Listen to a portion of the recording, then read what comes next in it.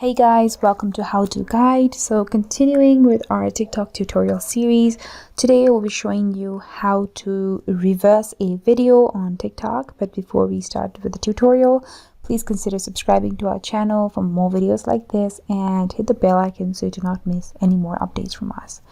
So now let's get into the video.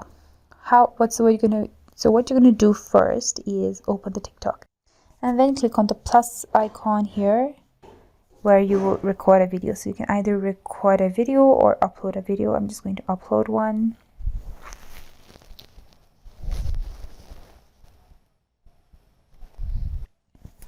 So once you select the video, tap on next and the video will be uploaded. So this is just me walking on the streets. So you can see I'm walking ahead, and to reverse this video, what I can do is click on the effects option over here, and then scroll at the bottom here and click on the time button, and then click on the reverse option. So now I'm walking backwards.